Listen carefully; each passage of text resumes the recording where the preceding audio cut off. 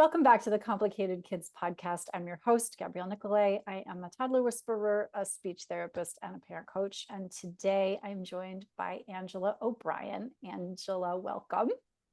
Thank you for having me, Gabrielle. It's so nice to be here. Thank you. And I almost called you Angie because 100 years ago, we went to college together and sang in an a cappella group together.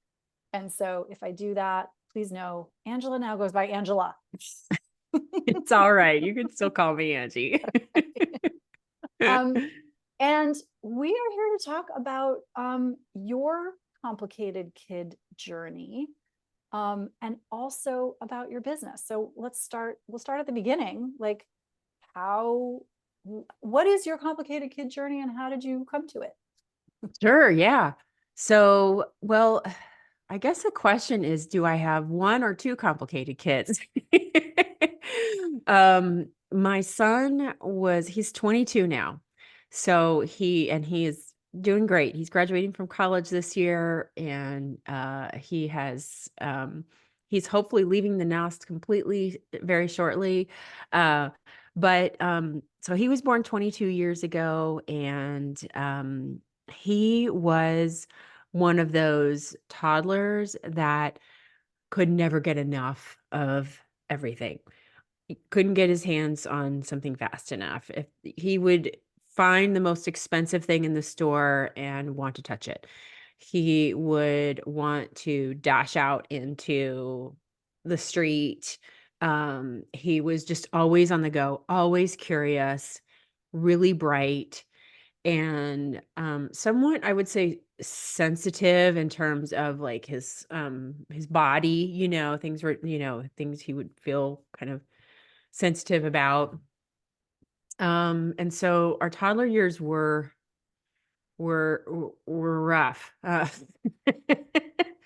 And then when he was 2.5, while we were kind of working with him, he had a lot of tantrums too, to the point where we were working with a developmental pediatrician with him, because we were just like, what do we do? We just felt way beyond our skis as far as how to parent him appropriately.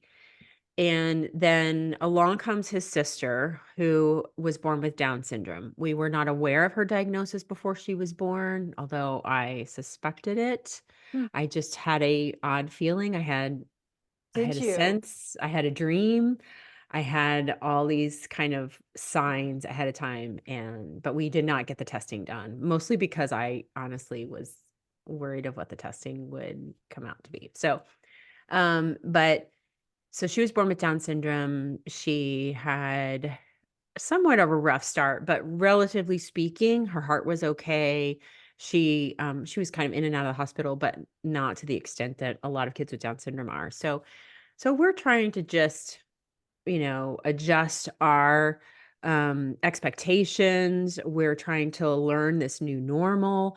And all the while, we have this precious toddler who is so smart. And honestly, he was outsmarting us, according to the developmental pediatrician. So between the both of them, yeah, it was quite a journey. And Because go yeah, ahead. you were living away from your family, Yeah, we were at the time. Yeah, right? yeah, we were on our own. We had an amazing network of friends and neighbors. And so I don't know what we would have done without our neighbors during that time frame. Mhm. Um, but I will say, the very first thing that my husband said to me after we learned of her diagnosis, was he was already home. It's a long story, but he was already home when we learned of the diagnosis. They told me in the room while I was alone, which, if you're a doctor out there, do not do that to a mother. Um, and so he rushes back, and the first thing he says to me is, if we need to move to Dallas, where your family is, we will do that. And a year later we did. But we kind of sat on it for a little while. We just said, okay, let's see if we can manage it, while we're here. And we just eventually decided to move back to Dallas. And I want to pause here for just a second because this is part of these are conversations that happen when we have complicated kids at home. There are these questions that we never anticipated asking. School is a big question. I just popped off another meeting in our Raising Orchid Kids membership where like school placement is a major question. Like, Oh my gosh, 100%. you don't, Yeah. and it's year by year when you Mhm. have a Mhm. complicated kiddo. Oh, Um, 100%. Yes. Mhm. Yeah, and yeah. what you think, we had these expectations of specifically for our daughter that she was going to go to the public school throughout until she graduated from high school. I mean, Mm, those were our because we were drilled in inclusion, inclusion, inclusion is the way to go. And I truly wholeheartedly believe that inclusion can be a really positive and a wonderful way to include our kids with disabilities specifically, but it's not necessarily the implementation of that can be very difficult, right? And it's maybe not for every child. And we learned that the hard way mm. because in 5th grade, we had to make a switch because she was telling us that this was not working for her. It was working for everyone else. The teachers, the kids loved her. The environment was fantastic and they were doing all that they could, but she was telling us, "No, this is not the right place for me anymore." And so we had to learn from her. We had to take our cues from her finally and realize, "Oh, we need to make a switch." Mhm. What was she telling you at that point that made you sit up and take notice of like, oh, huh? Yeah, she had just gone through puberty at the end of 4th grade. Mhm, She had been included in the public school her elementary school that her brother had gone to. And so these teachers, they knew her, they knew our family. We had worked together. She was the first person in this elementary school with Down syndrome to be included in the classroom, mm, and it was going really well. And in fact, others had joined in since then. So they were really doing the work to learn what was needed, how to support our kids. We had really pretty mostly positive experience throughout the kindergarten up to 5th grade. And um, about 3 to 4 weeks into her 5th grade year, I was at a conference for Down syndrome, for parents and educators, and, like, I had a table of teachers that were there. They had spent their Saturday coming to this conference so that they could learn how to better educate my daughter, and they were telling me, I mean, we were friends by this point. They were telling me, "We are seeing things that Casey is closing in on herself. She is not participating the way that she used to. She would say things to her aide like, "Are you changing this because I can't do it?" She was noticing that she was different and she was having anxiety over that.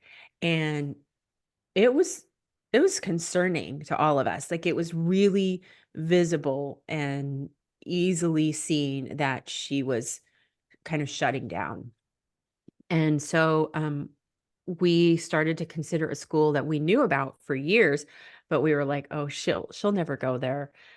She doesn't need to go to that school for people that are intellectually disabled."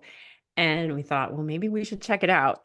mm, And she spent one day there as a mhm, trial, and she took a presentation that she had worked really hard on at home, but she was too afraid to do it at Castle Hills at her elementary school. mhm.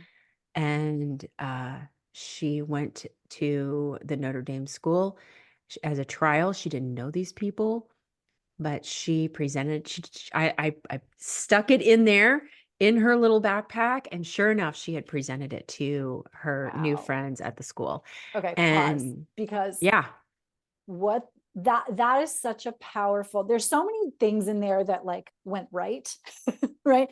So because starting with keeping her in public school until then, because it was Mhm. working, and it was Mhm, working mhm, for the people, and yes, they were learning, great, okay, and it was working for her. And then the minute, not the minute, but when mhm, she, right, was exhibiting signs that this wasn't going well, you allowed that change to happen, questioning your own mm, assumptions, which is like a major part of the deal if we've got any kind of complicated kids. And we're going to come back to your son in a second. But questioning that, and then that sense of, I had full body chills as you were describing it, because she landed in the place where she felt like she belonged.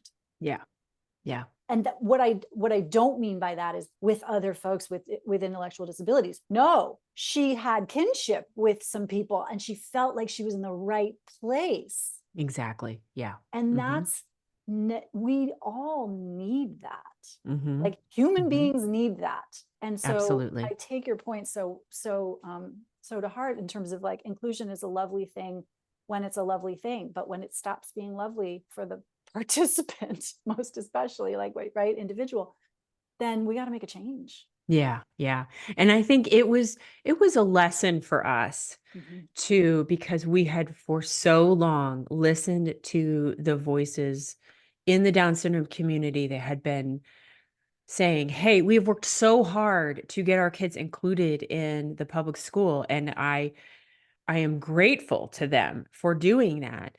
But that doesn't necessarily mean that it is being implemented perfectly everywhere and that it works for every child. And we had to start to question our own beliefs and assumptions about that and stop listening to everybody else around us and listening to her and what she wanted. And I volunteer at the Down syndrome clinic here at Children's Hospital, and so I meet with new families, and they're always asking about school, right? They're always asking about, how did school work?" And that is the number one thing that I tell them. I mean, inclusion is fantastic, but you have to listen to your child, and you have to really take to heart what they need. And I had a child that, is a little bit more introverted. She feels more, comfortable and confident when she is with other people that are like her. She knows when she is the only person in the room with Down syndrome. She's very aware of that, and I need to acknowledge that and acknowledge her feelings and her and who she's more comfortable with. She had a very dear friend, Down syndrome diagnosis, same age. She went on and graduated from that public school and is doing fantastic. But she's a different personality, has different needs, has different w- goals, and that it's amazing for her. But everybody's different, and we just need to acknowledge that and listen to our own kids. Yeah, Yeah. And, centering the experience of the lived experience of the person in question, like it's exactly. something we are now coming to. I mean, if you go online or do any kind of research, it's like, yeah, listen to the voice of the person who's affected by these decisions, Yeah, yeah. which seems like a no brainer. And yet, And yet, I mean, we weren't. We when, really at first we weren't, because we thought we were, no, we need to push her. This is what's right. This is what everybody says. And well, and there's an interesting dynamic too when it's your child. So we have this, quite frankly, very ableist and also childist view of things, which is like, I'm the adult, I know better. And listen, I'm all about a good routine. I am all about predictability and rules and expectations and all of that. And when your child mhm, is signaling through their behavior, through their words, through their deeds, that something is amiss, we've got to sit up and pay attention, yeah, yeah. because that only gets worse hmm if we ignore it and try to, and unwittingly invalidate their experience and hmm say, no, no, no, hmm you're fine. You're fine. You're fine. It's not fine. Right. It's not fine. Yeah. hmm Okay, so can we go back to your son though? Because this Sure. toddler who was like kind of a hot mess required a lot of supervision. Then you've got this baby coming that's also very high need, like even higher hmm needs in some ways, hmm and not in others. Um, so give us the Cliff Notes version of how that happened, because that was also Oh. something that occupied brain space. Oh, it did for sure. I mean, I will tell you, one of the first thoughts I had after they had told me that she had Down syndrome was about my son. I was Mm, so worried about how I was going to take care of this rambunctious toddler and also my new daughter and how this was going to affect him. And I mean, so many thoughts went in my head. I just had a lot of fear and uncertainty. And we definitely had to enlist the help of, professionals because we were kind of at our loss. Like, he's so bright that he just was running circles around us, honestly. mhm. And, so that ended up being really helpful for us. We found a good developmental pediatrician who, we were like, "Does he have ADHD? Does he have autism?" We were, like, wondering all these things. We weren't really wondering if he had autism, but we were wondering, like, what is going on? Is it us? Is it him? What's happening? And she ultimately determined, no, he's just outsmarting you. And the He's twice typical exceptional. exactly. It was like the typical parenting, theories and patterns that you would employ to get a toddler to, progress. They weren't working, honestly. And so we had to try some different things. And so, And this, can I just stop you there? I yeah. keep interrupting, but that is the point you're making right now is exactly why we have our Raising Orchid Kids class, and exactly why I'm doing this podcast is because the stuff that works for regular kids that we all see on the internet. If you are a parent, you have seen parenting stuff on the internet, and some of it works for everybody. A lot of it works for everybody. And there are some kids who either need whatever that is dialed up to 11, Hmm. or they need a completely different approach. Yeah. Yeah. Hmm. And a lot of times that's just not visible online. Right. It Because if was, you yeah. Google Hmm. discipline strategies for toddlers, you're going to get 1, 2, 3 magic. You're going to get time in or time out. And while I do think time in is a valuable tool across the board, again, it's one of those things that some kids, I suspect your son was one of them, like needed it dialed up to 11. His cup was never full, if I'm understanding what you're saying. Hmm. Yeah. It was never full. That's a good way to put it. It was never full. Yeah. And I think he just probably needed extra time to mature when it came to his emotions, Yeah. because his tantrums would last an exceptionally long time. And so that was one of the things we had to deal with. And then he was outsmarting us in terms, and I was letting him negotiate. Give us I a good was, example. What's a for instance? oh, so Dan, we're getting ready to go take a bath. We have 5 minutes left of playing, and then it's time to go take your bath. Dan, we have 3 minutes left, and then we're gonna go take our bath. 1 minute left, Dan. And then when it finally comes time, no, no, no, no, no, and then you get him into the bath, and then he calms down, and then he doesn't want to get out. Like, and so but I was giving him so many opportunities. But mom, 2 more minutes. But mom, he would negotiate with me, and I was just giving him way too many opportunities to do that. And so what the developmental pediatrician said to us was, you give him the 2-minute warning, and that's it. And then, and of course, he was little, so we could actually physically move him at this time. You can't do that when they get older, but at the time, he was like 2.5, 3, and so we would put him in the bath, and we would just show him, but we would stop talking. That was the biggest thing. I would talk to him. I would talk to him too much, and I would stop talking, and I would take the emotion out of it. And, like, there were times where he would have tantrums that would last 45 minutes, and we just would have to make sure that he's safe in that environment, and let it work itself out. I think Um, that's where things go most wrong, is like we so often feel like we have to justify, rationalize, negotiate with a tiny human who is really just not rational, and they want what they want, and they want it with good reason mhm, because their brain is telling them it's very important.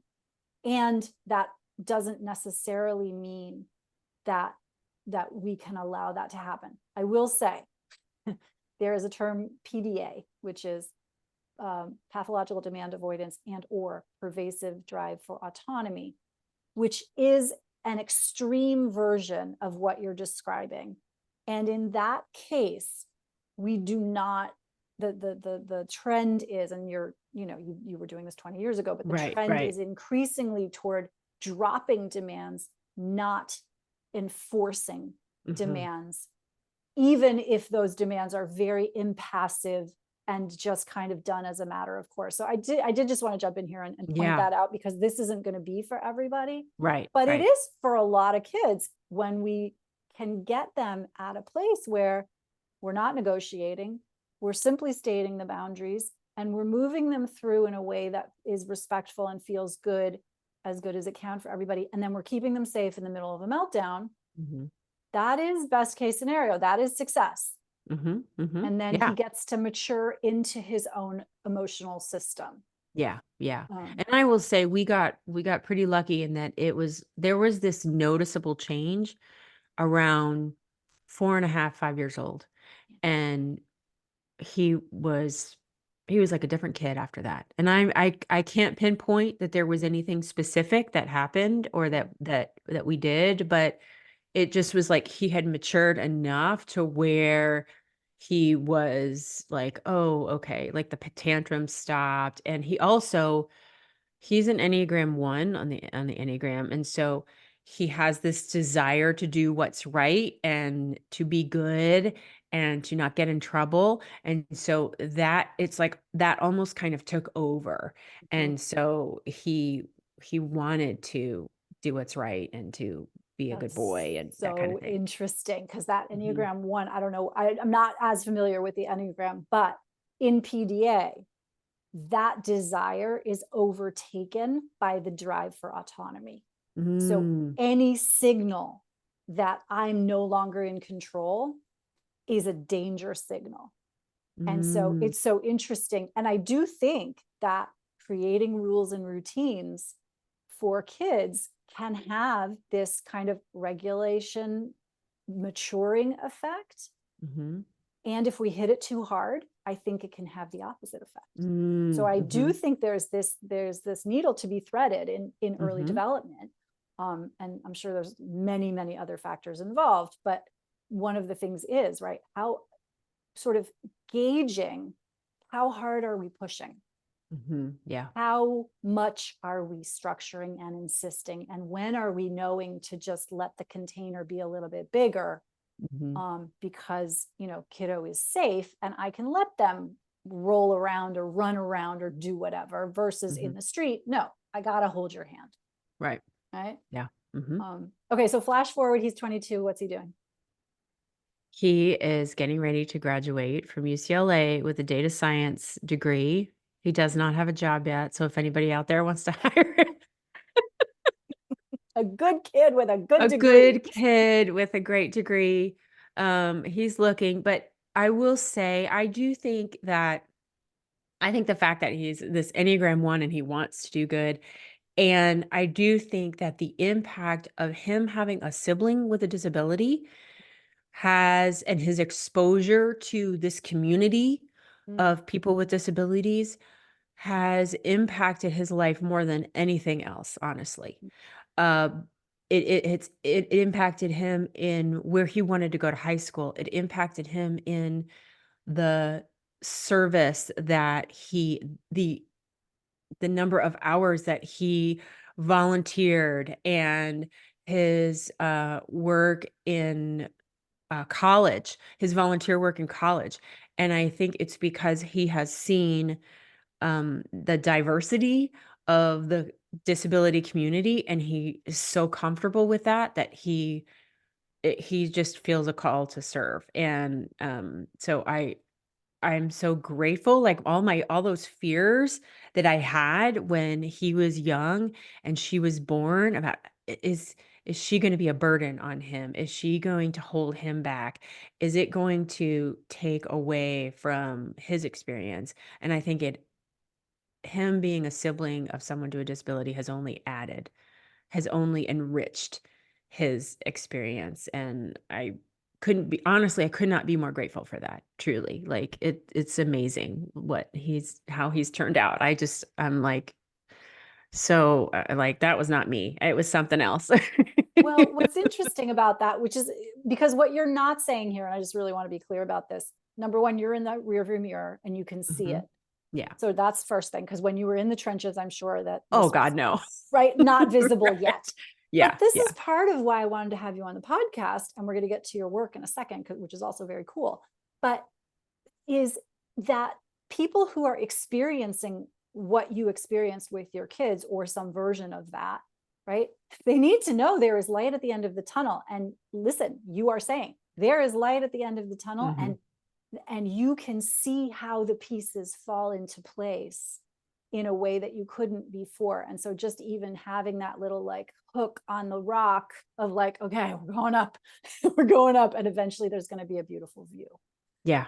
There Um, is going to be a beautiful view at the end. Yeah. yeah, Yeah. There really is. And there, that doesn't mean that it's not a challenge, but raising any kid is a challenge, right? It's not for the faint of heart. And so I honestly I can't imagine my family being any different than it is. So, and I know Dan can't imagine having a different sibling, you know. yeah. So yeah. And I know a lot of people in the disability community, the siblings of these kids.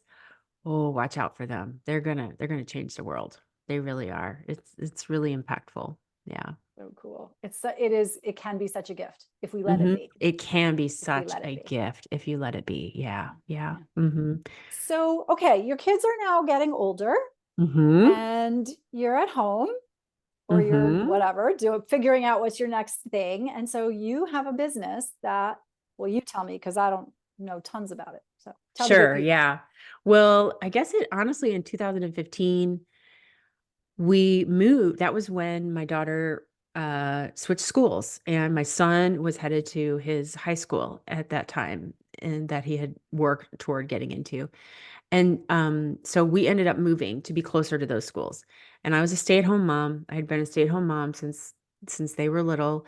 And I saw him, getting older. She was needing a little bit less of me. I had more time and I was like, wait a second, what am I doing?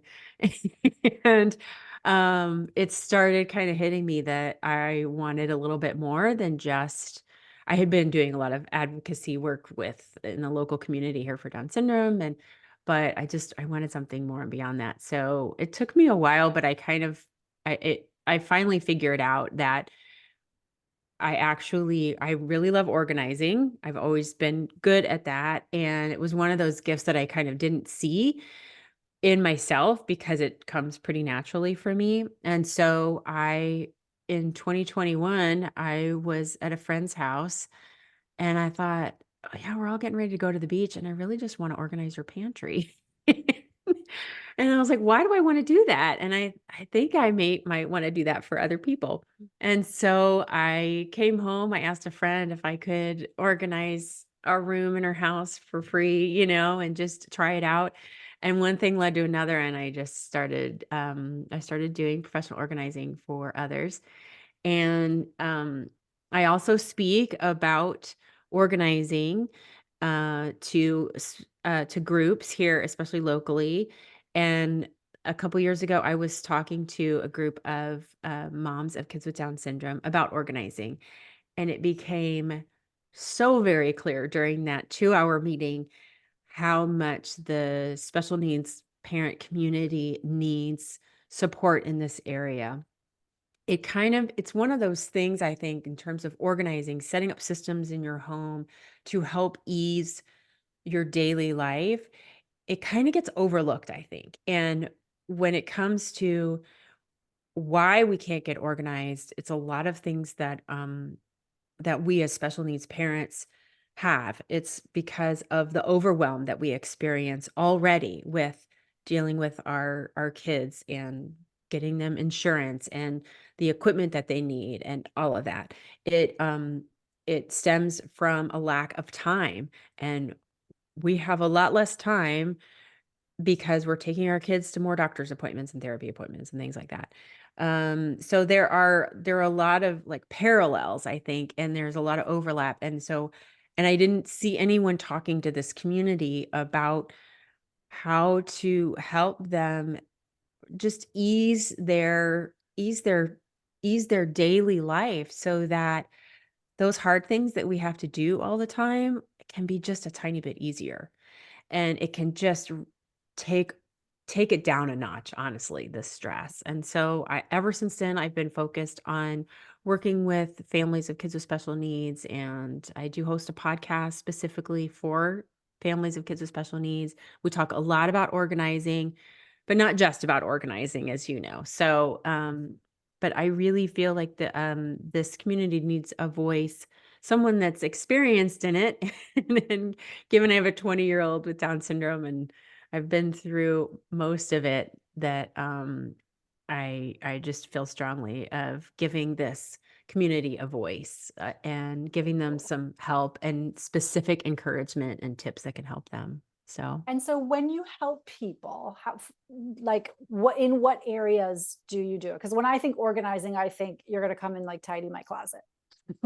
well, I do that. Okay. I think honestly, there's lots of things that I can do. I will come in and I can tidy up your closet. I can make your pantry look beautiful for Instagram. I can do all of that. Yeah. That's not where the real magic happens though. Yeah. And the real work is in, quite honestly, is in decluttering. I truly believe that decluttering and removing what is not serving us is 90% of what I translate as organizing and becoming more organized and um, easing up the way we move through our day, because there is a lightness that I see in my clients. There is a freedom that happens when we can let go of things that no longer serve us, and it helps our kids be more independent. If we know where things are, if they know that they can go to this particular hook and that their raincoat will be there every time, they can go do that. If they don't know where it is, they don't know where to go. And so it increases independence in our kids, and I think it just brings a little bit more calm to our day. So, but I really try to work with my clients to help them go through their things and help them find what it is that it's holding them back from letting go of these items.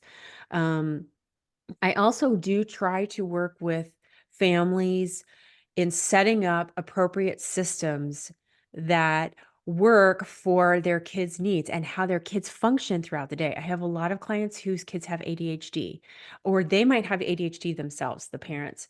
And so organizing doesn't necessarily come easily for them, right? And for instance, I had one family and we were just working through some stressful situation, like stressful times of the day, right? And say, okay, well, what's the pain point here?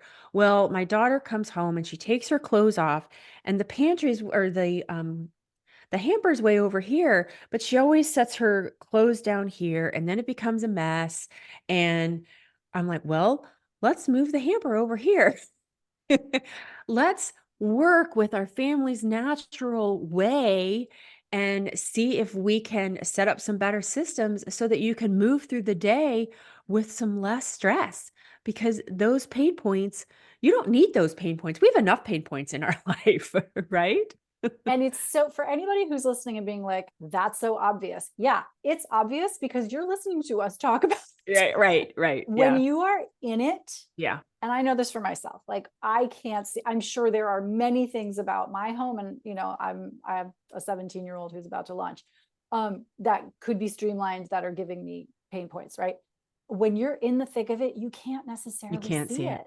No, And to no. have an outside eye, this is one of the things I love to do with my clients too, is like restructure bedtime routines, right? Where I'll Yeah. say, Yeah. like, okay, so if we did the toothbrushing in the kitchen before we go upstairs, for example, in the morning, actually, the morning is great for this, right? Can we have a toothbrush downstairs near the Right. door so that we don't have to run upstairs to the bathroom and come back down, right? Can we minimize transition times? That's like a classic tweak that we can make. It Yep. has it seems like such a silly thing to move the hamper from one side of the room to the other. It has an outsized effect Exactly. on Yeah. everyone's experience. Right. Exactly. Yeah. Yeah. Yeah. And you're right. It can be difficult for us to see it when we're in it. And I have the same experience in my own house. Like all of a sudden, after years of doing something one way and finally like, wait a second, why am I stressed every time I come into this room? Oh, let's take a look at it. Let's try and spend some time on it. And I'm like, oh, well, it's because, I've got this laying here when I need it over there. And I'm always having to come over. And I mean, I had one family that I met with, and I walked in and for the first session, and the dad was like, well, this is the first time I'm meeting the dad. I'd already met the mom. And he's like, I really was hoping that, you were going to come in with a team and just clean it all up. And I was like, Yeah, I can do that, but that's not where that's not where the benefit is gonna come in. And he was like, "Oh." But it was going through their day and seeing where those pain points were and working with them to develop some of those routines and change up some of those routines. How can we tweak them so that they more naturally fit and they don't create more chaos and stress? Yeah, Yeah. Oh my gosh, such good work. And that's literally like you're creating bandwidth and time for people exactly. who have even more limited than the average bear, Exactly. which is Yeah. a huge benefit. Like even just taking that little edge off has, Mhm. again, a huge benefit for Yeah. families that you work with. If so, first, my next question is, do you work with families outside of your local area? And if people want to find you, how do they do that? Yes, so I do, I do a lot here in Dallas, obviously. In the summertime, I'm usually out in Santa Barbara, and I do have clients out there. So if Mhm. you are in that area and you're looking for help, I'll actually be out there at the end of March helping a client out there redo her whole house after they've had it, redone. Mm, So that's wow. exciting.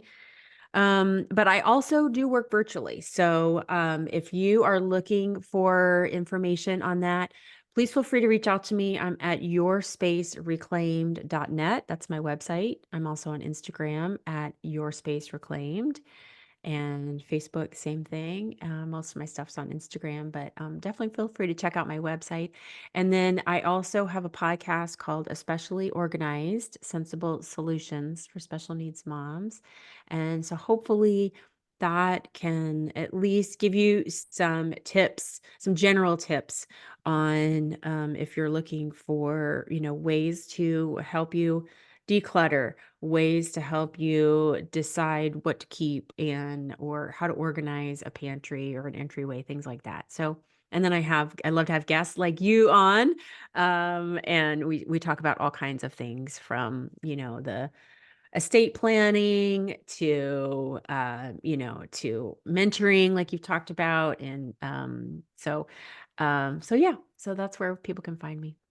Um, Angela, thank you so much for taking this time. This was, I know, both for the light at the end of the tunnel and also just your manner, your warmth, your experience, your expertise. It's been a delight. Thank you. Thank you so much, Gabrielle. It's so good to reconnect with you.